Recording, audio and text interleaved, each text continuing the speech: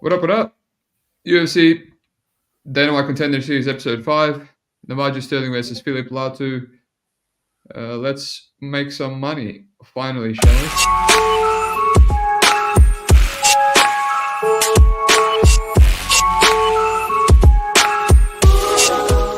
Shouts out Big Steve. Shout out Big Steve indeed. And shout out my boy SubliminalMMA. How are you, sir? Yeah, all good, mate. How we doing? Not too bad, man. Not too bad. That's good. Yeah. Hopefully a week that we finally profit. I don't know how you're going, but I know that I've not profited for 4 weeks in a row, which is strange for me in Contender Series. Obviously, it's come at like my worst run ever, so kind of correlates. How are you going? A little bit better? You can't be going worse, surely. Not that much better, to be fair, but last week was not great. I had the women's fight to start round 2, so that was fun. That was actually the only fight on the card not to start round 2. So that wasn't good. But then, obviously had a good weekend, as did yourself. So hopefully the cold streak is on pause for now. For 3 days. For today. Yeah. For today, because we have no beds, and then tomorrow when we force some right, it's going to be bad. Yeah. And then we'll be on pause for 3 days until the weekend, and then we're going to get rinsed again. No jokes. All right. So what I did, I'm going to do a little recap of my season because this hasn't happened before. I want to see what I'm doing wrong, right? I do it everything, but it will be quick. We'll do a quick episode, right? There's a couple of squash matches. Say that every week. So episode 1, great money line on Laurent Kavanagh. Went up to pick him, played the last minute, amazing play. Stuck with my guns, and then on Lopez as well. And then the under smashes me in the main event. All right, was up, and then I'm down just from one bet. So maybe could have played more on Lopez. I played like a tiny bit on Lopez, so it's all right. Reads are good. Episode 2, I pass on Cody.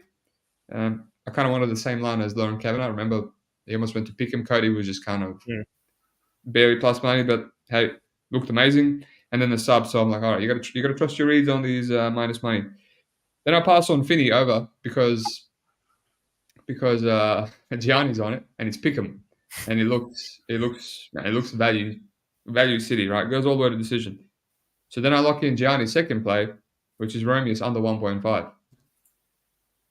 So bad decisions, right? Bad decisions. Pass on the winning bet, hit the losing bet. What I could have done better there, I probably should have played Romeo's around 1 plus money, smaller stake. I don't know. I didn't give the other guy any finishing upside at all, and a little bit unlucky, right? So one bet, loss. So kind of unfortunate. If that one bet was Cody or if it was Finney over, different situation. So we're still making good reads, right? Episode 3, I really liked the Duffy over, and I passed on. It was Pick'em. Bad pass. Again, it was kind of like, Then I live bet Duffy at Pick'em after round 1. Come on. He won that fight 2-1. Bad variance. What can you say? Like, I didn't really care about that one. I was happy about that. It was like a good bet. Shit happens. I don't really get upset about those. Then Wallmaker KO gets me to even money. And then it all hangs in Tulia under 1.5 rounds. It misses by 6 seconds. Again, bad bet, maybe. I think it was unfortunate. He went up to $1.65.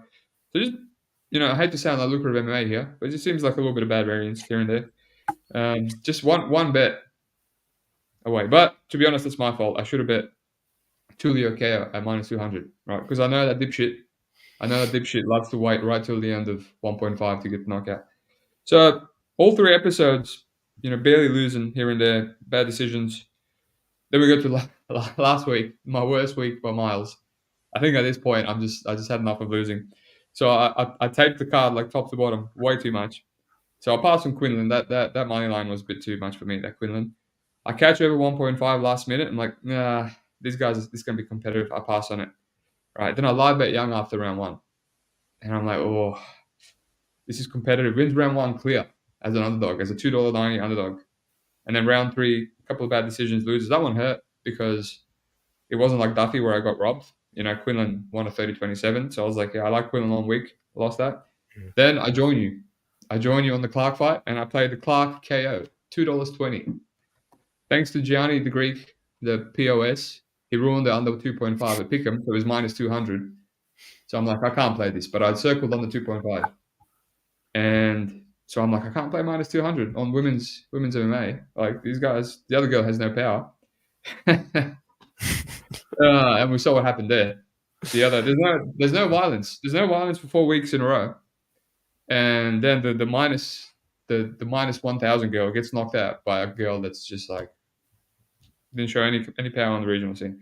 She's hittable, but yeah. So I wrote unlucky there, right? I didn't give her any finishing upside. I thought if anyone's getting the KO was Clark. Anyway, move on. Then I pass on Bash, the grappler guy that looks like Roses. I pass on his sub, even though that's the first thing I circled. I don't know why. I think I was tilted. And then I choose to chase with the worst parlay in the whole world, Curry and the under 1.5 in the main event, which both didn't even come close. Even though with you, I said this guy has good takedown defense, which is why I don't want to parlay. And then when you tilt, do stupid things, my friend. So I wrote good read, a little bit of bad variance, bad passes, and definitely ruined it all by being tilted in episode 4. So profit is this is the profit today, my friend. Yeah, I think a lot of those were good reads. I think the Tulio under 1.5 sums up your run. And the Romeo's liver shot, and then yeah. What do we got here? Oh, Pepe, no bets for tomorrow. You're supposed to edge us with the lack of bets fight by fight. Hey, my friend, I'm gonna have a bet. There's a couple of good spots, but can't talk about them because I haven't got down yet. Good luck. It's all right, Pepe. We'll talk about it because this podcast is about giving free value, letting our listeners destroy the lines before we got on them, and then praying they're losers. No, I'm joking. All right, let's get into it. All right. Will be a quick one for me. Corinne Laframboise, Nicolle Caliari. Like and subscribe if you like that pronunciation. Alrighty, so I looked into this quickly and I thought, okay, my VPN is on. I'm going to turn the VPN off. Hopefully it doesn't ruin the stream because this has happened before.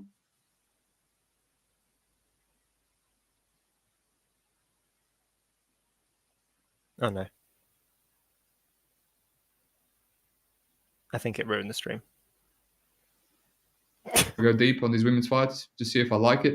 And I'm like, God damn, let me check this line. But this Korean girl should be the favorite, right? This Nicolle is awful, absolutely awful. And then it's like close to pick him. I'm like, wow, I'm going deep on this.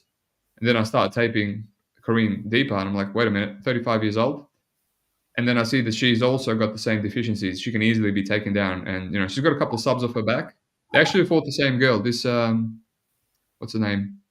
This Carolina Jimenez, was 8-0 when Corinne submitted her off her back with a triangle, like ASAP.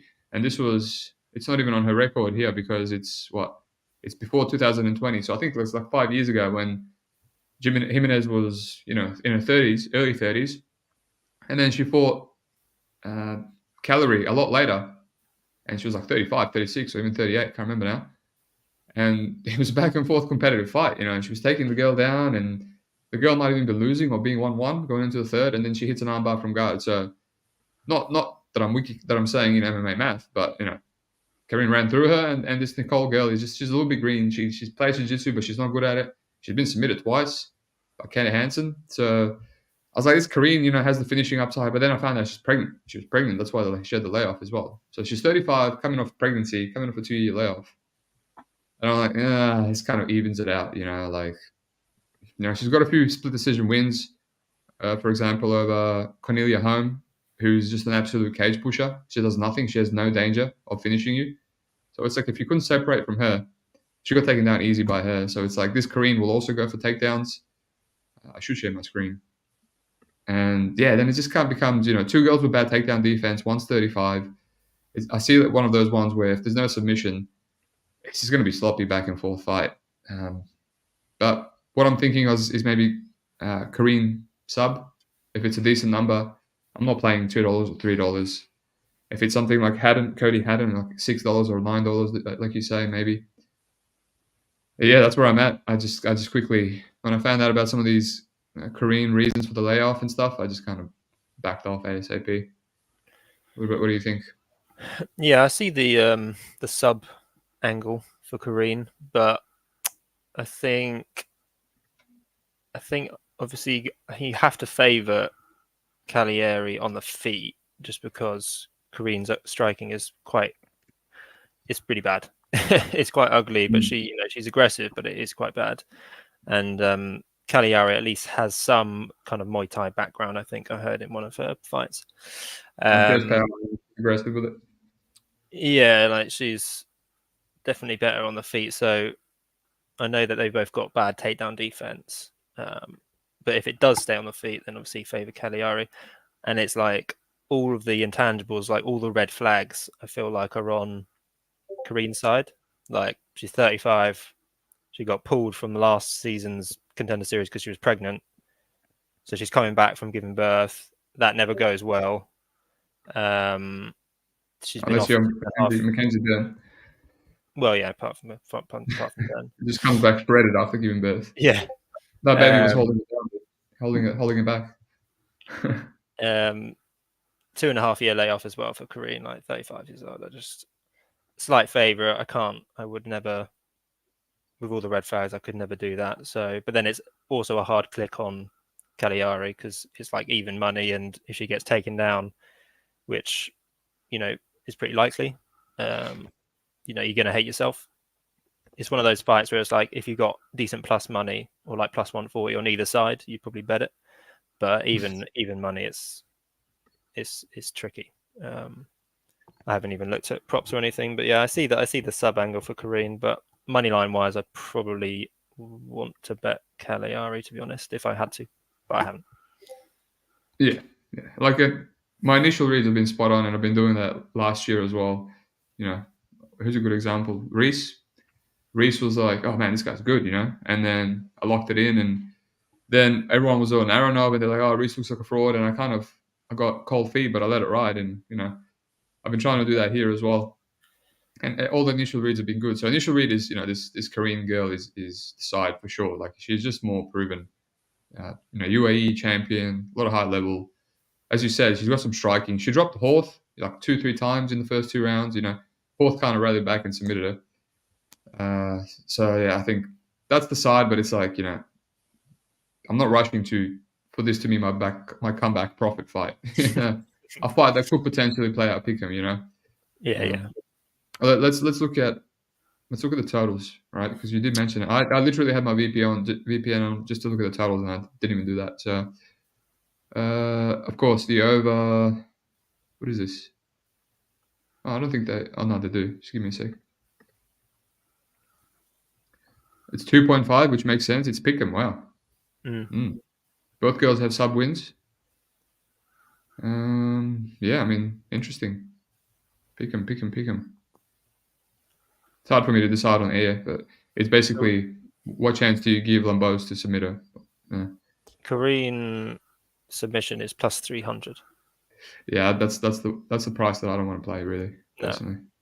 No. It's for a women's fight. I can't. No. Alrighty, let's look at these comments. We've got some famous people in the building inspiring with reality. Thanks for listening, my friend. Jeez. I was blocked by old mate Luke, and then he unblocked me, but I don't know why. I have no idea. I'm pretty sure I've never trolled you, Luke, but thanks for unblocking me. Reba's beat down. Correct. I remember that after, but I didn't want to correct myself and look like a fool. Thanks, Pepe.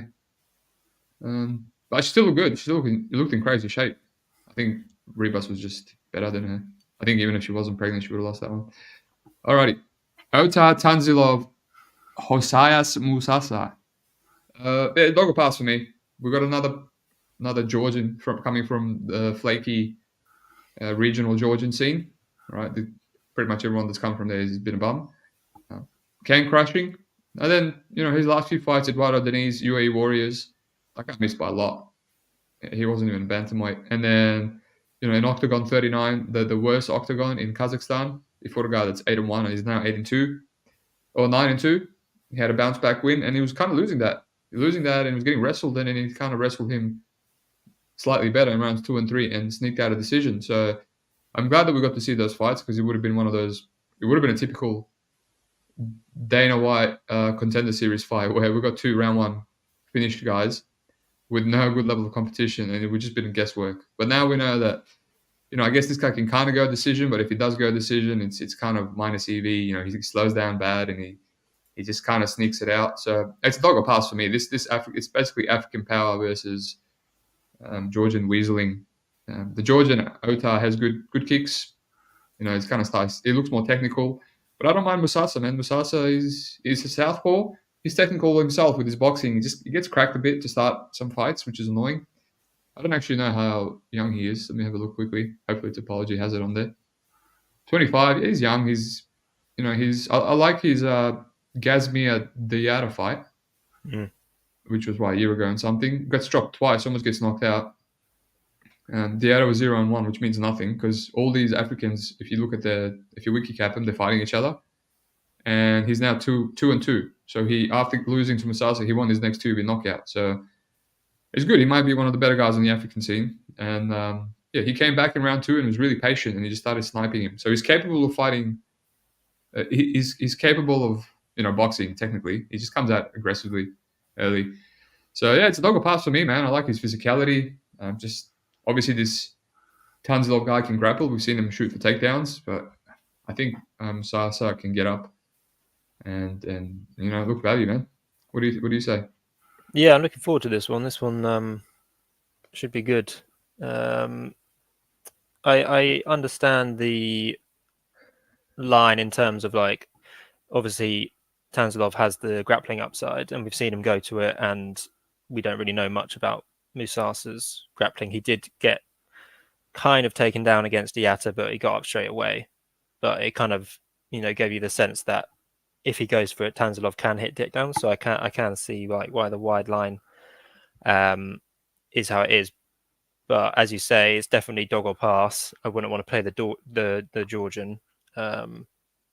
His record is very padded, although his last two opponents have been pretty good. But he does tend to slow down a lot, and I think you can kind of assume with Musasa, like seeing that he's got all round 1 finishes, except for that 1 round 2 finish, you would think that he's got quite poor. Or there's a possibility that he's got poor cardio, but that Diata fight was actually quite a good look on his cardio because he looked fine in the second round. It almost went to round 3, and then he finishes the fight with like a 30 punch combination. Like he seems to be fine. But then if he gets wrestled in the first round, there's a lot of variables. But yeah, I get where you're coming from with the dog or pass. I definitely wouldn't play Tanzilov at the favorite. But yeah, Musasa is definitely he's like a freak athlete, isn't he? So he feels like a classic Dana White's Contender Series dog. It comes through. So you just said what I was thinking, like right before you said it. Yeah, it just the feeling is and my money lines have been good, so I kind of have to take advantage of it. What's Tanzilov finish look like? A body kick KO, which he's only done that on the squares, on the cans on the regional scene, so in Georgia.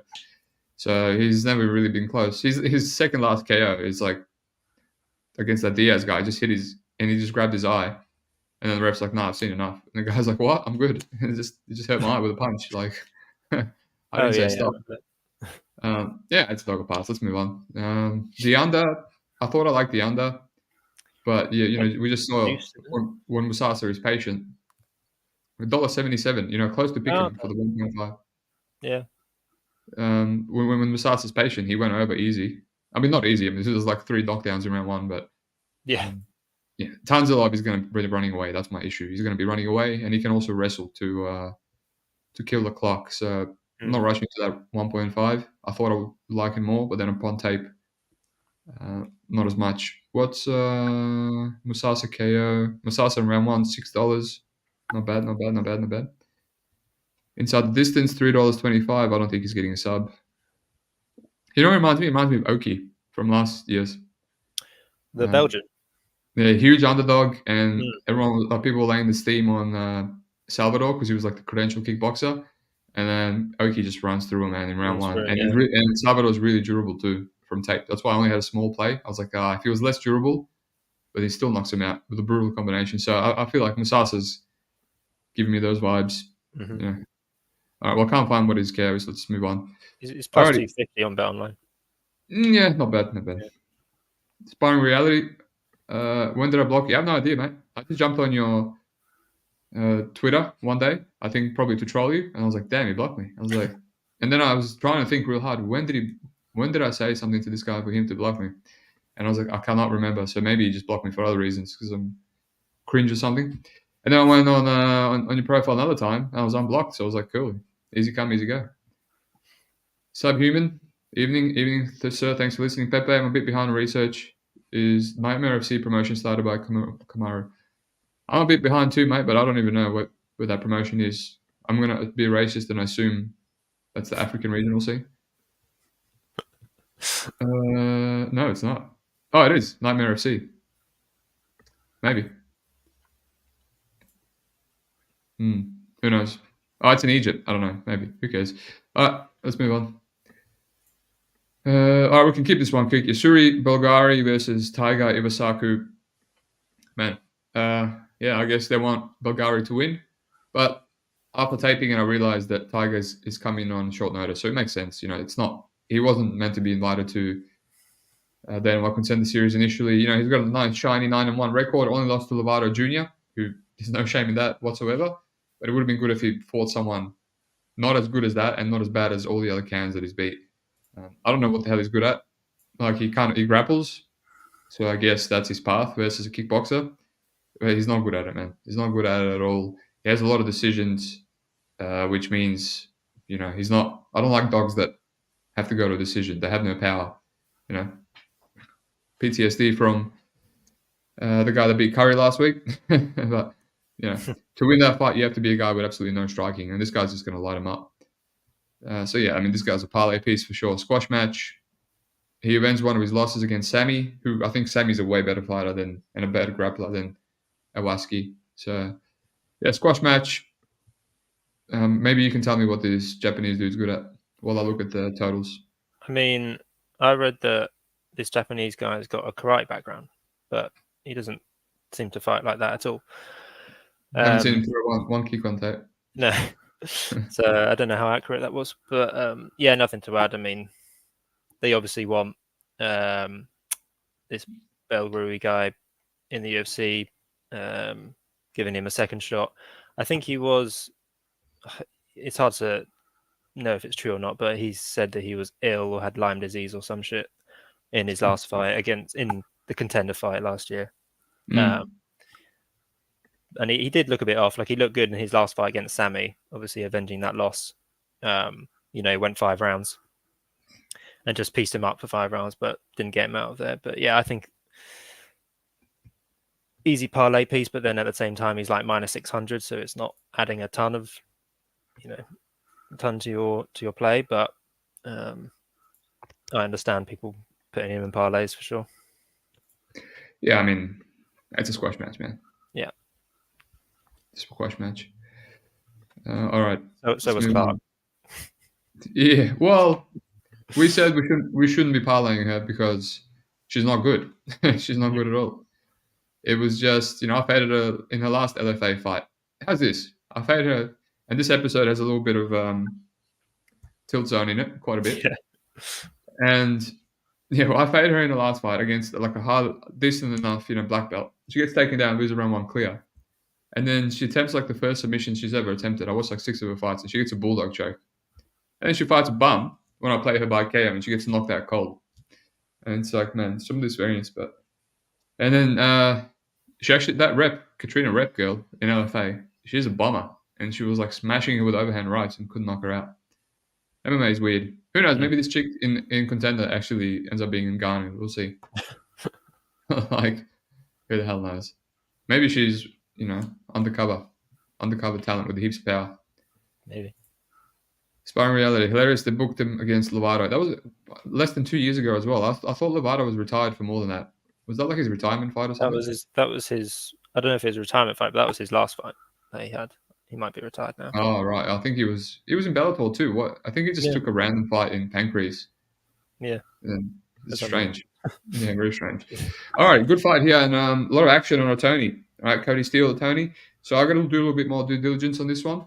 I've essentially taped every single fight of Tony, and I remember taping every single fight of this guy like 3 times because the guy keeps pulling out, and he was scheduled to fight in PFL Challenger Series, which obviously that wasn't a success since they've scrapped it after a couple of seasons. That was great. That got me limited. I was killing that promotion, but yeah, he's good. He's obviously everyone's going to talk about him beating Alex Pereira, which is pretty non-relevant here. Like what so long ago, different weight class. And he showed that he's durable, he's scrappy, and he's got that little T-pin kick and body kicks. And his sister fought recently on Invicta, where I lost like $1,000, and she looked dreadful. They look like twins, basically. But yeah, he's dropping down to lightweight. I think first time ever. Correct me if I'm wrong. He looked in shape. He's got abs for the first time. It's I only watched one of Cody Steele, even though I've been watching this guy in Fury here or there. But yeah, I watched his fight with Alexandro Martinez, and he's a physical wrestler with power, typical boxer wrestler. And yeah, he just kept getting Martinez down, but then he couldn't really hold him down. So I get it. He's a big green. He's I think Tony has more martial arts, mixtures of martial arts to fall back on. He's got good jiu-jitsu. We saw him grapple with Pereira back and forth. Before you make fun of me, Pereira's a black belt now, so he almost armbarred him. So yeah, I think he's durable. The one look, obviously, there's not much grapple footage, but the one really bad look for Tony is that Lemos fight where he just got mauled. Got mauled for 2 full rounds and he got rear naked choked at the end. But that Lemos, if you know Lemos, he's known to do that. He's a regional grinder. He's 12-3, and he does that to everyone. Right, his last win was freaking 41-17 in Shoot Brazil. Like he's fought the who's who. Antunes, this Cezinado guy who's the BFL champion. He just mauled him as well for 3 rounds with the wrestling. He's fought in ACA. So he's a really good grinder, And that was 2019. So surely, and I assume that was a much different weight class. Let's say welterweight. Yeah, welterweight. So weight class up 5 years ago. So surely you can assume some improvement. But yeah, I need to look more into Cody Steele. The last fight, I just saw that his control's not the best. And, he's a bit hittable as well. So another dog or pass for me. I get why people are playing the dog, Tony. Makes perfect sense. So, yeah, that's maybe another half an hour or an hour of tape. I can probably get behind it. But what do you think?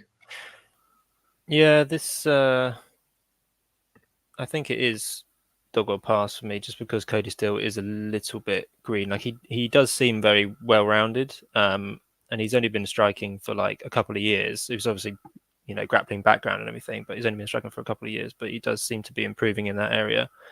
So he's rounding out his game a lot. He's obviously very athletic. As I said, grappling background, like he's done a lot of grappling tournaments and everything. Like he's grappled he grappled Robocop, which is a bit crazy. Obviously lost to him because Robocop's like twice his size, but yeah, he's definitely got a lot of experience in grappling, but then it doesn't really show in his fights. Like his control's not very good. His wrestling's a little bit underwhelming. I thought it'd be better. Basically, I've never watched Cody Steele before. He's been fighting in Fury, but yeah, he does seem a little bit green. Tony, obviously known for beating Pereira 9 years ago, but that doesn't, as you said, doesn't really mean much. He's been off for 2 years, but I think he's obviously been putting in work. He's first half of his career, he was at middleweight. Second half, it's been at welterweight, and now he's down at lightweight for the first time. He looks, in good shape, and he's obviously been training because he's had 3 fights cancelled. I'm kind of getting like vibes, the guy that fought Curry. He's kind of giving me similar vibes to him, just because he's the underdog, and he doesn't. I think if he defends the takedowns from Steele, I think it can play out a lot closer. So yeah, I definitely agree with the dog or pass notion. I couldn't play Steele at this favorite line. But yeah, this is a good one. Let me know what you think when you tape a bit more of Steele. I mean, it's a dog or pass already. I mean, I know that for a fact. Like, how many favorites have we played on? How many favorites did we like on Contender Series? None of them have been minus 200, right? So I'm not going to play. What's Cody's upside? Just wrestle this guy to a competitive decision. Can he do what old mate did? Lemos? Who knows? 5 years ago, right? So, and you can go from white belt to black belt in 5 years. So It's a huge difference. My boy Sparring Reality says main training of the Take brothers, the Beasts. You can tell he's a good grappler. But I mean, it's what we see on tape, I guess. Aussie 5-8 morning, my friend. You're a little bit late. You got to wake up 7 a.m. like the rest of us. Subhuman really want to battle Tony. I don't know if I get there. I mean, yeah, I like what I see from him on tape. Is him and the other dog? They just inspire confidence in me. Like it feels like it doesn't really feel like a bad bet. You might lose, but it doesn't feel like they're gonna look like shit. So yeah.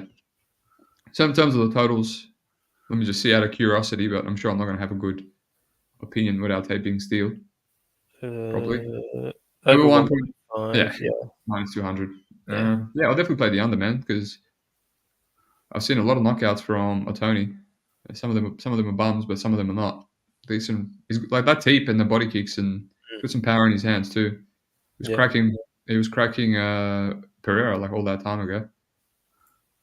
His other loss to Dos Santos, you know what that happened there. He probably got wrestled as well because Dos Santos is a grinder. He was on Contender Series against Turkaj, so might be a little thing. Did you see that fight? Kleber Souza. Tony's second to last loss. Oh no, because it was so far away. Is it on? Did you watch it? It's Guillotine. It's just on YouTube, but it's like the weirdest finish. I think it's in the Discord chat. He just like dies. I don't understand. He's kind of like pushing him against the fence, and then he just dies. It's the most bizarre finish. But I just wondered if you'd seen it. Right. Was it a guillotine? I think I saw that originally when I taped PFL. Right. Oh, it looked like a fix, right? Yeah, it looked like he just stopped living. Like it was the most. That's so weird, but I don't know what happened there. It wasn't he didn't get submitted because there's no way. He wasn't the other guy. Right. Yeah, I remember that now. You brought back memories. I remember that. It definitely wasn't a guillotine. It was so weird. So I don't know what that was about, but he did then get dominated legitimately in his next loss. That Lamos one. But. That's all right, man. He would have killed this Witter guy on PFL. I'm pretty sure Whitner got Juicy J, and then I played Juicy J as a huge underdog, and he beat him too. So Tony would have murdered him. Chris Brown, both fighters not clear to compete, and then nothing happened with this. Lazy King. Would have got mauled there probably. That would have been good tape for this fight. Yeah, definitely the under, man. Even his last fight against Jose Diaz, who rear naked choked in round 3, he beat the crap out of him round 1. He wobbled him multiple times. So, especially if he stuffs a couple of takedowns. But yeah, we'll see. Alrighty, main event. It's not bad. 33 minutes, even though I had my little recap, so we're doing all right. Navajo Stirling versus Phillip Latu. This is a striking fight. Minimum tape on Navajo. I know my boy Scrap, or JT from Discord, as people know him. Trains in New Zealand, and he said this guy's, he's got good decision equity. He's got good cardio.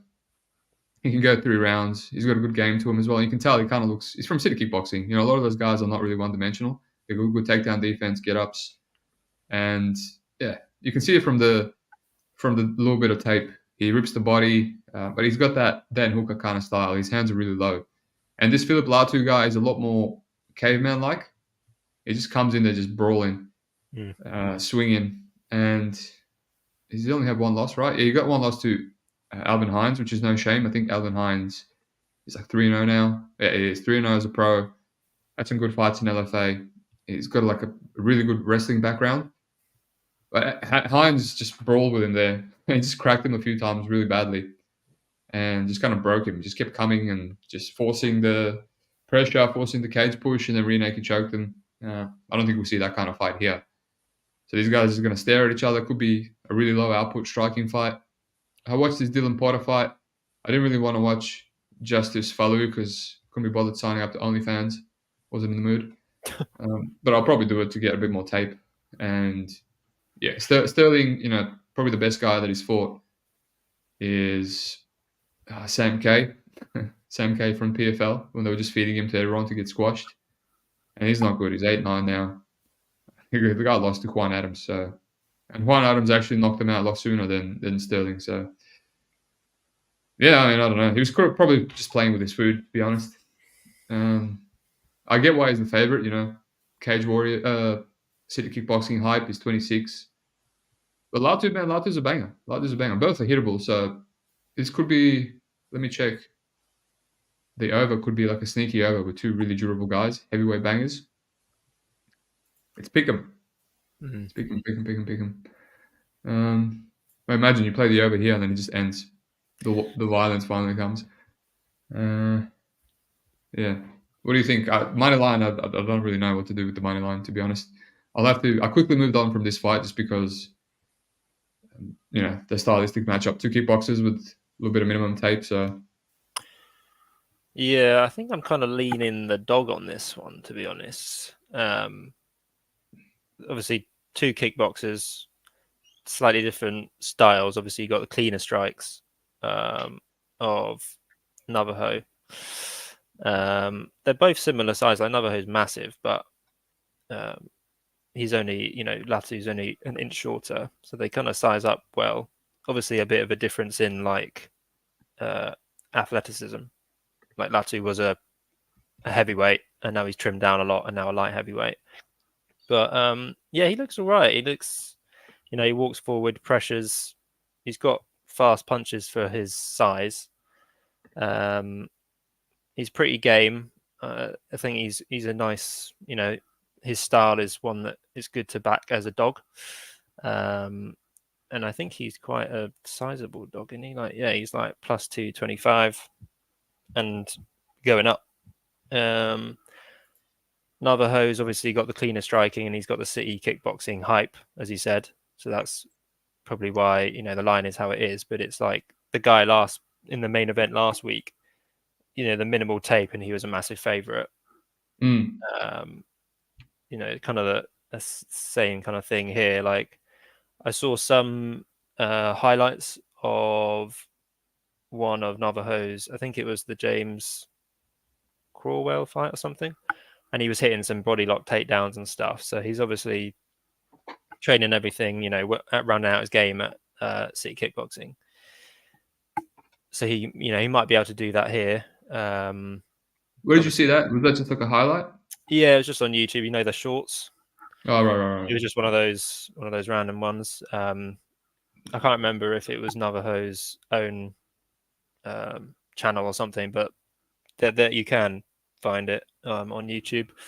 Yeah, he was hitting some takedowns and stuff, and obviously that went to a decision. But yeah, I think I wouldn't, because of the unknowns, not a lot of tape. He's very green, like not in MMA.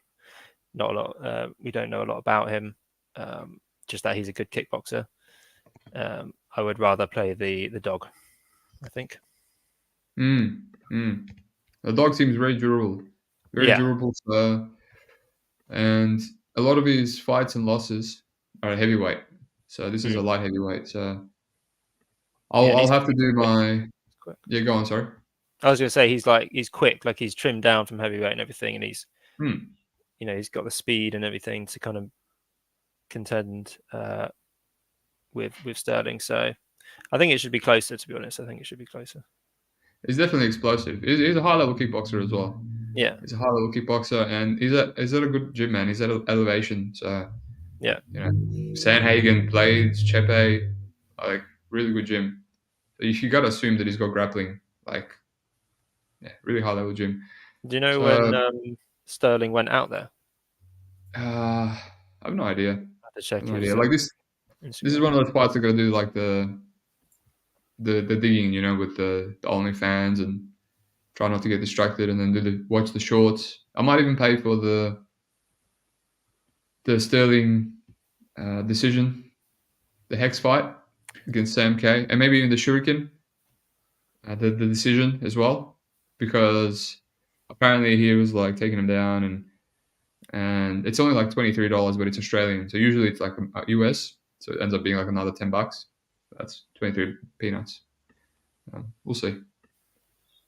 Pirate, just parroting what he wrote on Twitter already. Navajo looks like an evil villain in a movie. We'll have to cap that in somehow, I guess. His grappling is garbage. I don't think he'll come into play, though. That's the thing. I don't think these guys are going to grapple. Maybe someone gets hurt. Let's see. He knocked out Smith early, which Smith is a bum, and then he went over against Faui, and then made it to round 2 against Potter. Alvin Hines ran through him. Yeah, I think the over could be the spot here, man. The over could be the spot.